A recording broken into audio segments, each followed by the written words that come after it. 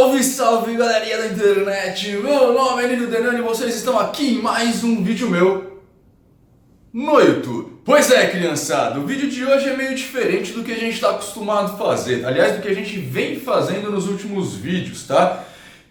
Para quem não está acostumado muito com o canal, nos 3 ou 4 últimos vídeos que eu fiz vídeos muito densos, com temáticas muito complicadas de falar, que foi a série Oráculos que eu fiz, né? Eu falei sobre tarô, falei sobre runas, falei sobre jogo de búzios, acho que foi isso, acho que foram os 3. Mas enfim, foram temas muito difíceis que exigiram muita pesquisa, muitas pessoas para conversar e que demoraram para acontecer justamente por causa dessa carga toda.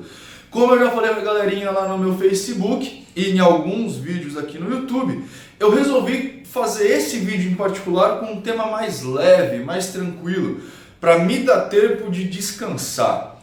E aí, conforme a gente estava batendo papo, surgiu uma coisa legal lá nos vlogs diários que eu resolvi trazer para cá. Eu estou falando de um tema que foi recorrente nessas 2 últimas semanas lá no vlog diário, tá? Quem não sabe o que é o vlog diário, eu vou deixar em algum lugar aqui os links para vocês, tá? Mas é um lugar onde eu dou oportunidade para as pessoas conversarem comigo e respondo as perguntas delas, né? Na medida, obviamente, do que eu sei.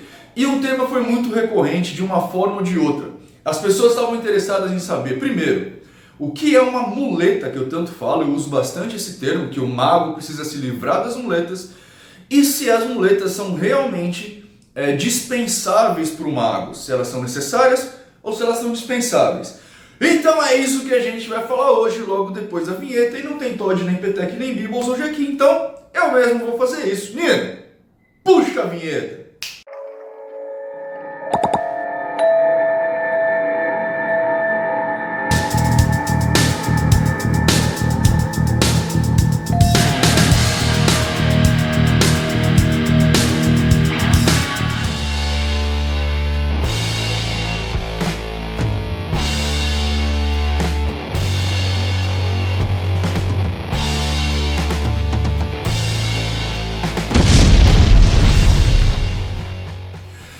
Bom, criançada, grande parte do meu tempo aqui neste canal, onde eu converso com vocês, eu perco ou invisto falando que o mago hermetista ele é o mago que se livra das muletas, né? O bom mago é aquele mago que não usa muletas.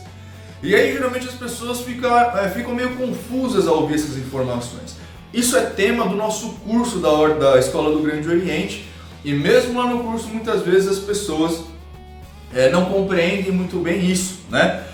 Porque principalmente em diversas ordens e diversas escolas de magia é comum a gente encontrar o uso de apetrechos mágicos. Então na Goetia, por exemplo, o mago vai ter espada, baqueta, anel, círculo mágico, o triângulo de evocações, essas coisas todas, né? Na maçonaria também tem as espadas, embora a maçonaria não seja bem uma escola mágica, mas também tem as espadas, tem os aventais, tem isso, tem os paramentos, aquelas coisas todas. Enfim, em todas as ordens de magia tem o mago hermético mesmo, também tem 3 símbolos, né? Tem a lanterna, o manto e a espada. Aliás, a lanterna, o manto e o cajado. A espada é também um símbolo hermético, mas é mais pra frente aí. Mas enfim, aí depois aparece um camarada aqui, um bobão aqui na internet falando: não, vocês não precisam usar nada disso, a magia tá na mente de vocês. E aí as pessoas começaram a observar o meu trabalho e verem, por exemplo, que lá na casa da avó Maria Rosa, onde é um rito mágico, existem o uso de imagens, de pembas, de colares de fios de contas, sei lá, de uma sorte de música, de uma sorte de coisas que a gente faz uso. E as pessoas começaram a ficar malucas. Nino, como é que você pode afirmar isso num vídeo e fazer diferente na sua vida? E eu comecei a falar, ferramentas são diferentes de muletas. Ferramentas são necessárias, muletas não. E aqui está a grande situação. Só que para isso eu vou pedir para vocês, peguem papel e caneta e anotem, porque o vídeo de hoje está realmente daqui, ó. Bom, para começo de conversa, tudo o que acontece na magia acontece de uma forma que a gente precisa prestar atenção para perceber direitinho, porque é muito além daquilo que a gente vê. Vem comigo que você viu. Em primeiro lugar, né, quando a gente está falando de magia, de efeitos mágicos ou de atos mágicos, A gente está falando de coisas que acontecem numa esfera, digamos assim, entre a nossa percepção do mundo e a nossa captação de informações do mundo. Em algum lugar aqui neste meio acontece a magia de verdade. Só que para a gente perceber isso, a gente precisa entender um pouquinho de psicologia. Na verdade, a gente precisa entender um pouquinho de mente. Olha só, não é à toa que várias pessoas tenham várias interpretações diferentes a respeito de um mesmo mito de criação, por exemplo, né? A gente pode pegar o mito cristão, o mito católico da criação, vocês sabem como que é, né? Deus fez o mundo em 7 dias, o ser humano no último dia, aí tem lá Adão e Eva, essas porra toda aí, é um mito de Gênesis, certo? Beleza. O que acontece é que muitas pessoas pegam esse mesmo mito, escritos no mesmo livro, e interpretam eles de forma diferente, né? E isso advém de uma coisa, uma ferramenta que a gente tem no nosso cérebro que muito poucas pessoas dão importância, que é a nossa interpretação do mundo, mais conhecido por alguns profissionais como cultura, tá? A gente só consegue interpretar uma realidade a partir da nossa própria cultura, ou seja, a partir de uma série de informações que formam o nosso arcabouço de conhecimentos, que é a somatória de tudo aquilo que a gente já passou na nossa vida, e essa somatória vai dar o nosso olhar para aquela informação que a gente está vendo. Muitas pessoas falam que existem várias verdades para o mesmo aspecto, e elas estão olhando só de um jeito a questão verdades. Por quê? Porque o arcabouço de informações que essa pessoa construiu, ou seja, a cultura que ela construiu ao longo da sua vida, deu para ela uma visão, uma percepção de que existem várias verdades a serem levadas em conta. Outras pessoas montaram um outro arcabouço que fala, não, existem verdades absolutas. E outras pessoas ainda montaram um arcabouço que fala para ela que existem verdades absolutas e essas verdades são as minhas verdades. Vocês percebem a diferença aqui? Pois bem, de fato existem verdades, né? A gente pode falar que, por exemplo, a gravidade é uma verdade. Não importa em que lugar do universo você esteja, a gravidade sempre vai se comportar da mesma forma. As fórmulas matemáticas também expressam verdades. Também não importa em que lugar que você esteja no mundo, 1 mais 1 sempre serão 2. Vocês entenderam onde eu quero chegar aqui? O que eu quero falar é que, como o Vitor já falou uma vez, né? Cada um com seus paradigmas, meus paradigmas, minhas regras. Isso quer dizer que o jeito que eu observo e interajo com o mundo dá pra mim a minha forma de interagir com o mundo. Parece meio óbvio, mas nem todo mundo leva isso em conta. Bom, beleza, né? Temos montado essa primeira questão na cabeça, né? A questão de que cada um de nós observa o mundo de forma diferente, tá? Isso daqui, beleza, tá exposto na minha cabeça. Agora vamos trazer isso para o nosso mundo, o mundo da magia, né? Essas coisas que a gente faz, o mundo da magia prática em particular. E agora a gente vai começar a entender o que são as ferramentas. Olha só, ferramentas é tudo aquilo que a gente usa para facultar na gente um estado mental, digamos assim, ou um estalo mental, para que a gente consiga interagir com a existência, interagir com o externo de forma mais precisa, tá? O tarô, por exemplo, para algumas pessoas, ele age como uma forma de você buscar dentro de si certos significados a partir dos símbolos que você está olhando. Talvez sem aquele símbolo você não consiga evocar exatamente aquilo que você quer para fora de você. Você está evocando, né, para fora. Você não consegue fazer isso exatamente daquele jeito. E eu dei um exemplo hoje de manhã numa live que fala muito bem a respeito disso. Quer ver? Todos nós aqui, eu imagino que tenhamos como meta de vida ganhar mais dinheiro, certo? Para algumas pessoas, essa meta, ganhar dinheiro, está muito clara. Para outras pessoas, elas entendem que está muito clara, mas não está tão clara assim. E isso justamente por causa da diferença desses arcabouços teóricos ou da cultura que nós construímos ao longo da nossa existência. Há muitos anos atrás eu fiz uma experiência com pessoas de primeiro colegial, de ensino médio, primeiro ensino médio. Eu cheguei para uma sala de primeiro ensino médio e perguntei para eles qual é o plano de vida de vocês, qual é o objetivo de vida de vocês, mais precisamente. E todos eles me falaram, ganhar dinheiro. Aí eu depois dei uma desbaratinada e falei assim, gente, quantos de vocês ganham mesada? Aí uma certa porcentagem lá levantou a mão. Eu falei, quantos de vocês receberam dinheiro dos pais para comprar um lanche hoje na cantina? Aí outra parte da sala levantou a mão, mas totalizou meio que quase 100% de todos os alunos. Aí eu falei para eles, olha, o objetivo de vida de vocês era ganhar dinheiro. Vocês já chegaram nesse objetivo, vocês já estão ganhando dinheiro. A questão que eu quero mostrar aqui para vocês é que dificilmente nós temos claro na nossa mente a nossa interação com as nossas próprias vontades. A gente tem vontade de uma coisa, mas se alguém perguntar para você e pedir para você especificar essa coisa, é muito difícil você chegar numa resposta satisfatória. O processo de criação de servos astrais, por exemplo, que está aqui, ó, é um exemplo muito claro disso. Geralmente a gente precisa criar um servo astral com um objetivo muito específico. Só que é muito complicado a gente fazer um contrato satisfatório para isso. E é aqui nesse momento que a maioria dos magos fazem merda. Porque eles não conseguem externar exatamente a vontade deles num contrato e aí deixa aberto para qualquer merda acontecer. É a história do gênio da lâmpada. Acho que o Pica-Pau, se eu não me engano, tem um episódio disso que exemplifica isso. O Pica-Pau acha lá uma lâmpada, esfrega, sai um gênio, ele pede dinheiro e o gênio teletransporta ele para dentro do cofre de um banco e aí o Pica-Pau acaba sendo preso por roubo, né? Você entende? Não houve uma especificação direita e concreta do seu objetivo. E muitos de nós temos esse problema. E esse problema geralmente ele é facilitado pelo uso de uma ferramenta.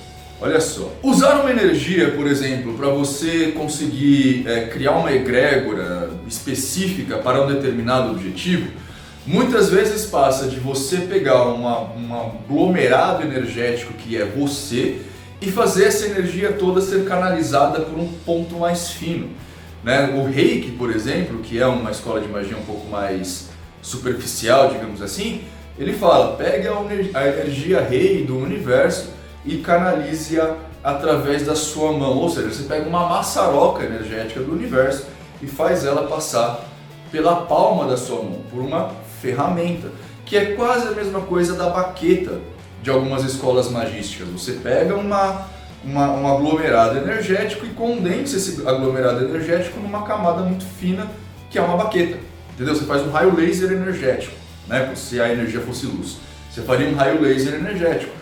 Quando você está trabalhando com um preto velho, por exemplo, e ele usa a bengala dele, muitas vezes é isso, ele passa a bengala no assistente para que todo aquele aglomerado energético do assistente seja sugado de forma muito rápida pela bengala. A espada, em algumas escolas magísticas, ela representa a materialização da vontade do mago. Muitas vezes os magos trabalham com, não incorporação, eu vou chamar de excorporação, mas é um nome ruim, com a evocação de um espírito. Traz o espírito para fora, né? Como a Goethe, por exemplo, o espírito se manifestaria no triângulo de evocação.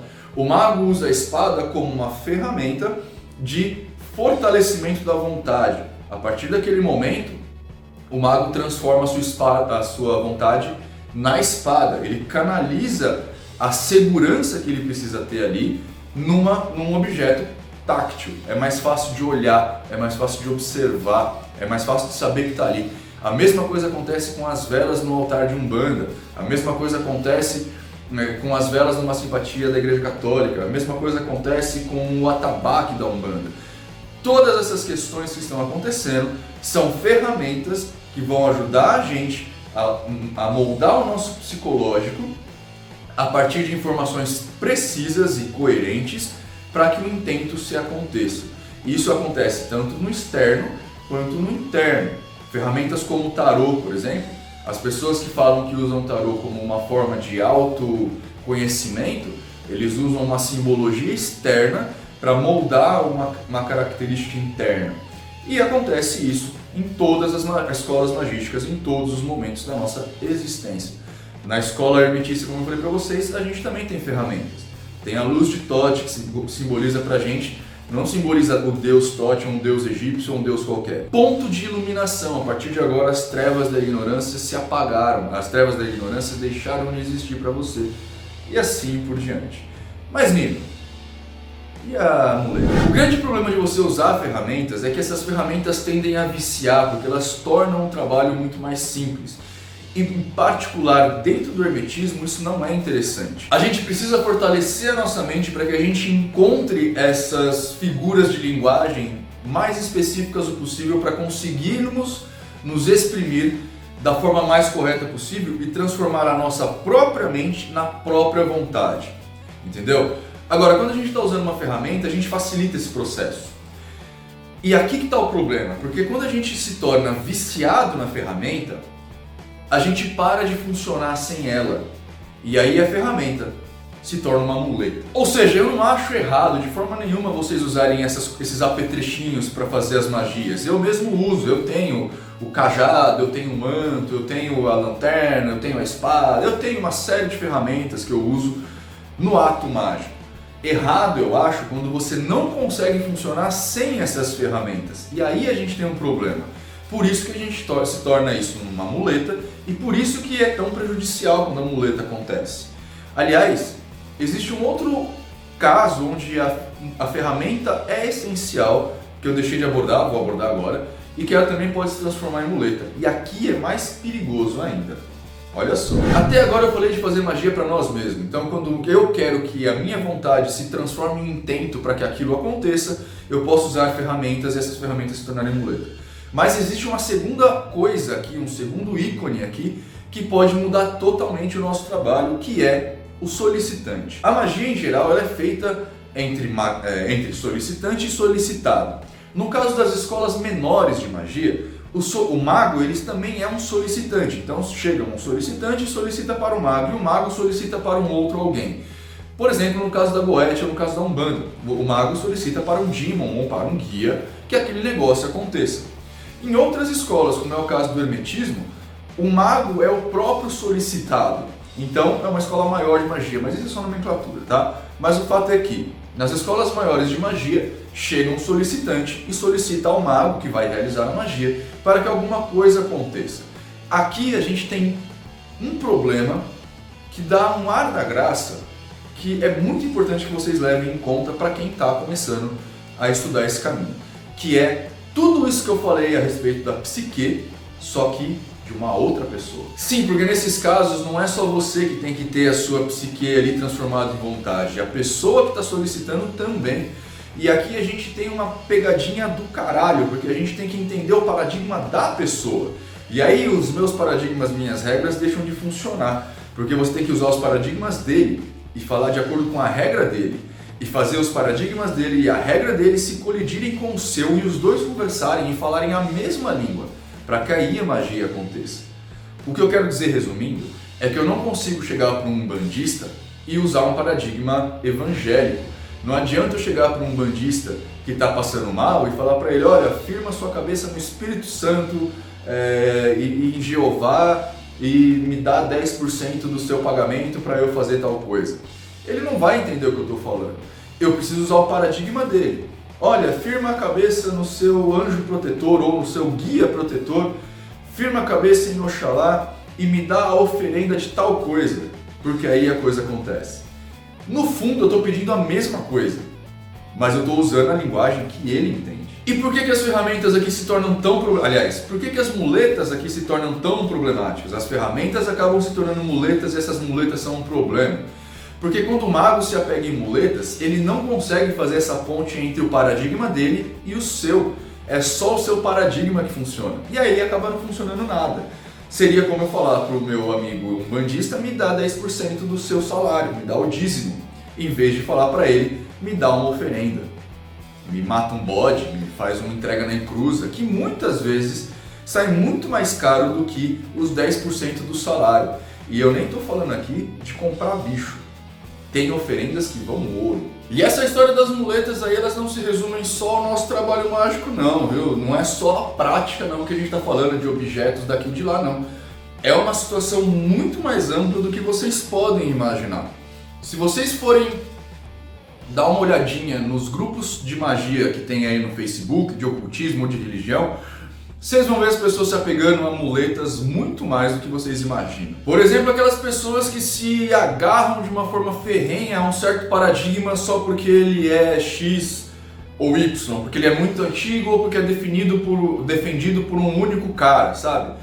Essas pessoas que, por exemplo, se apegam demais à homeopatia. Essas pessoas estão apegadas a uma muleta.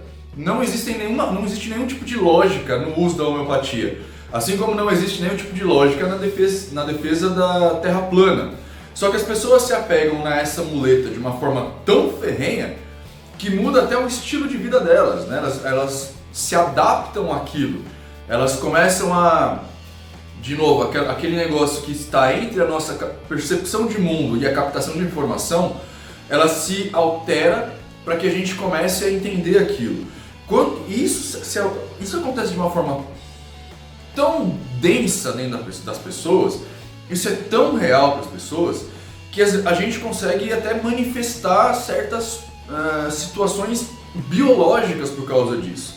Né? O placebo não é nada mais do que a gente se apegando a uma ferramenta que é a fé no que aquilo lá a fé que a gente vai se curar.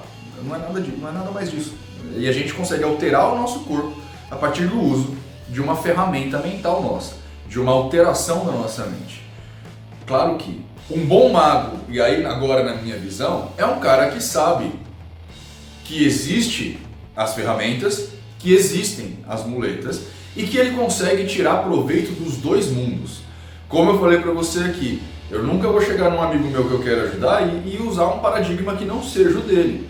Claro que para isso o mago precisa compreender todos os paradigmas, né? Eu sempre falo para vocês aqui que o mago é aquele cara que conhece tudo sobre todas as coisas, ou pelo menos sabendo que a gente não chegará nesse caso, o mago é aquele que estuda tudo sobre todas as coisas e tenta ter um número muito grande de informações para isso. Lógico que a gente pode entrar em questões de qualidade de informação, de qualidade de percepção, de interpretação de texto, essas coisas todas, mas para esse vídeo eu acho que não é tão importante assim. Importante é vocês saberem que para você se tornar um bom mago, pelo menos eu defendo essa situação, você precisa saber de tudo para você conseguir chegar nas pessoas e conversarem com elas usando os seus paradigmas. Eu nunca vou chegar num terreiro de Umbanda que segue a linha da Umbanda Sagrada, por exemplo, e falar que uma pessoa precisa matar um bode para usar a energia densa do sacrifício animal para alcançar determinada situação. Eu vou ter que buscar outras formas de chegar nessa mesma energia densa, mesmo que mais demoradamente, para alcançar aquele objetivo. Do mesmo jeito que eu não posso chegar numa pessoa que segue o candomblé, por exemplo, e usar os paradigmas da Umbanda Sagrada. Eu preciso usar os paradigmas do candomblé, e aí talvez a gente vá para a matança. Mas ainda assim, eu não vou poder chegar para um praticante do candomblé e falar assim, ó, eu preciso que vocês provoquem dor nesse animal que vai morrer. Eu preciso que vocês judiem dele. A energia levantada pela dor do animal em agonia é a energia que a gente vai usar para o rito. Isso nunca vai acontecer no candomblé. Isso talvez aconteça numa quimbanda. Mas vocês percebem como que a gente tem que transitar entre os mundos para a gente conseguir chegar naquilo que a gente quer? No fundo é tudo a mesma coisa. No fundo é tudo energia. No fundo é a busca pelo fio guia que a gente tem que primar. O resto é confete. Mas a gente precisa compreender os confetes e saber a hora de atirar. Bom, criançada, espero que tenha ficado um pouco mais claro para você essa história aí das muletas, das ferramentas e do porquê que eu não gosto que as pessoas usem muletas, né? Na verdade, assim, eu acho tudo bem as pessoas usarem ferramentas, mas aí quando as ferramentas se tornam muletas, aí eu acho que tem problemas, porque aí a pessoa vai deixar de trabalhar, deixar de seguir o seu intento porque tem alguma coisa bloqueando aquele negócio só porque ele está viciado numa ferramenta. Beleza? Espero que vocês tenham gostado de verdade. Se gostou, comenta aqui pra gente saber. Se não gostou, comenta também. E é isso. O vídeo foi curto, mas é porque eu tava a fim de descansar e testar a versão nova do programa que eu acabei de instalar aí. E eu espero que vocês tenham uma ótima vida e tchau!